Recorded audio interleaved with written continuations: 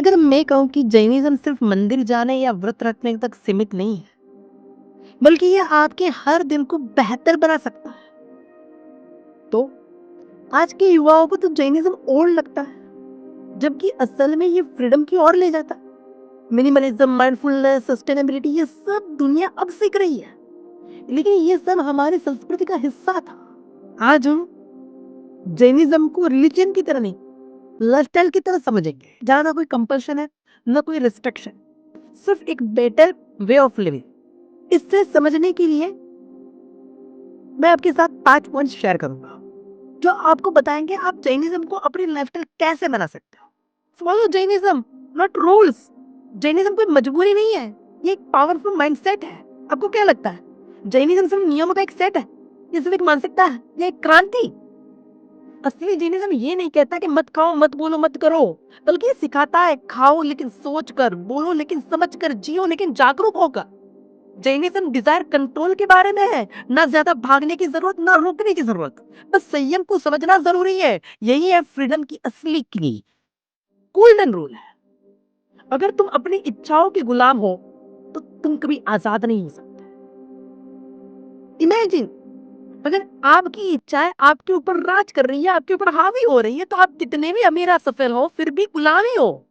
लेकिन अगर आप अपनी इच्छाओं को समझदारी से नियंत्रित कर सकते हैं, असली स्वतंत्रता आपके पास।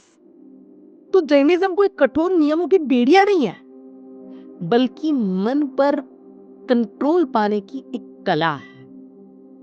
नंबर 2, अपरिग्रह, मिनिमलिज्म। जितना जरूरी है उतने में खुश। आज की दुनिया मिनिमलिज्म को अपना रही है, कम चीजें, कम क्लटर, ज्यादा शांति। पर जैनिज्म में ये 2500 साल से था। अपरिग्रह, डिटेचमेंट फ्रॉम एक्सेस। आज हमारी जरूरतें नहीं, हमारी इच्छाएं हमें परेशान कर रही है। जितनी चीजें ज्यादा उतनी टेंशन ज्यादा, जितनी इच्छाएं ज्यादा उतनी बेचैनी ज्यादा, और जितनी एक्सपेक्टेशन ज्यादा उतनी फ्रस्ट्रेशन ज्यादा। How can you achieve the aparigraha reset?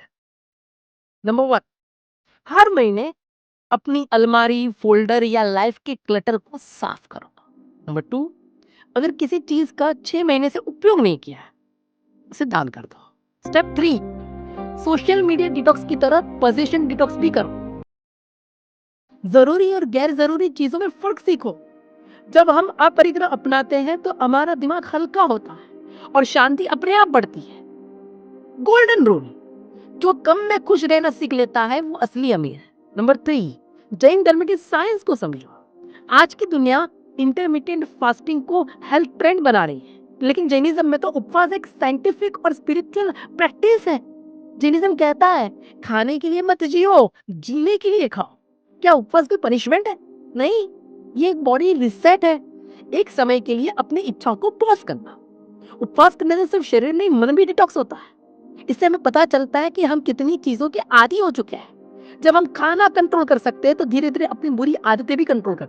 Mindful consumption, सिर्फ फास्टिंग नहीं, सही तरीके से खाना। आयन सिर्फ पेट भरने के लिए नहीं, बल्कि स्ट्रेस, बोर्डम और हैबिट के कारण भी खाता है। लेकिन जैनिज्म सिखाता है कि खाने को एक पूजा की तरह। उसके लिए try this, the mindful eating habit. Pause before eating, 1 minute रुक कर सोचो, क्या मुझे सच में भूख लगी है या बस आदत से खा रहा। दूसरा, ईट स्लोली, हर निवाले को चबा कर खाओ, ताकि शरीर और मन दोनों संतुष्ट हो। रिस्पेक्ट योर फूड, उतना ही लो जितना जरूरी है। फूड वेस्टेज मत करो। गोल्डन रूल, भूख शरीर की होती है, लेकिन लालच मन का। Number 4, practice thought purification with anekantavada. सच एक नहीं, कई हो सकते हैं। हमारी सोच हमारी जिंदगी बनाती है, बिगाड़ती है। हमारी सोच हमारी जिंदगी बनाती भी है और बिगाड़ती भी है। जैनिज्म हमें सिखाता है कि सोच को भी शुद्ध करना पड़ता है, लेकिन सोच को कैसे शुद्ध करें? हम अक्सर हर चीज को सिर्फ अपनी नजर से देखते हैं, और यही टकराव की जड़ बनता है। लेकिन जैनिज्म कहता है सच एक नहीं, कई हो सकता है। अगर वो सही है तो मैं भी गलत नहीं हूं, और अब मैं सही हूं तो वो भी गलत नहीं है। अनेकांतवाद माइंडसेट अपनाने के 3 तरीके हैं। नंबर 1, पहले समझो फिर बोलो। हर किसी की सिचुएशन अलग होती है, बिना समझे जज मत करो। हर बहस में जितना जरूरी नहीं है, कभी कभी अलग राय भी सच हो सकती है। पर्सपेक्टिव बदलो, सोच बदल जाए। जब भी कोई बात गलत लगे उसे 3 अलग एंगल से सोचो, समाधान खुद मिल जाएगा। यही है अनेकांतवाद, जहां हम अपने ही माइंड के मास्टर बनते हैं।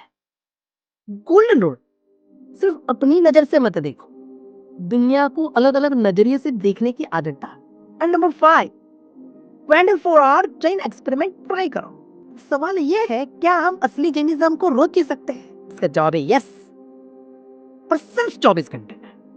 अगला दिन पूरा जैन बनने की जरूरत नहीं, बस ये 3 चीजें 24 घंटे के लिए फॉलो कर। 24 आवर जैन एक्सपेरिमेंट, अब परिग्रह इन एक्शन।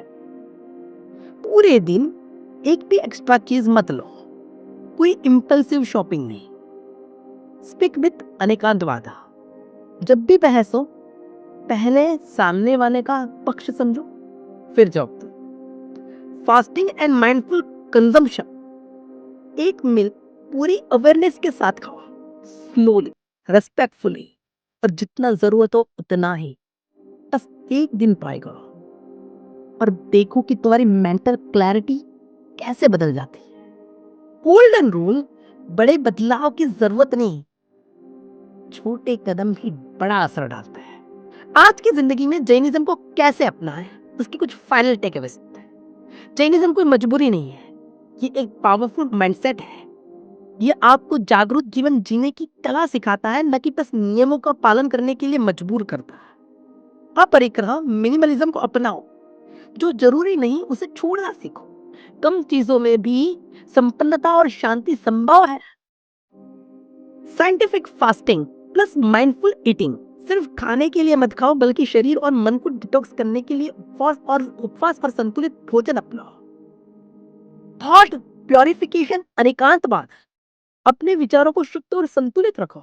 हर चीज को कई पर्सपेक्टिव से देखना सीखो, ताकि जीवन में टकराव और भ्रम कम हो जाए या निकल जाए। 24 आवर जैन एक्सपेरिमेंट ट्राई करो, सिर्फ 1 डे। जैन प्रिंसिपल्स को अपना कर देखो, मन, शरीर और सोच में जो बदलाव महसूस होगा ना, वही इसका असली प्रमाण होगा। बस अपने को बदलो, दुनिया आपो बदल जाएगी। अगर आपको अब लग रहा है कि जैनिज्म एक रूल बुक नहीं, लाइफस्टाइल है, तो इसे अपने जीवन में लाएं और अपने दोस्तों के साथ शेयर करें, क्योंकि असली बदलाव बाहर से नहीं, अंदर से आता है।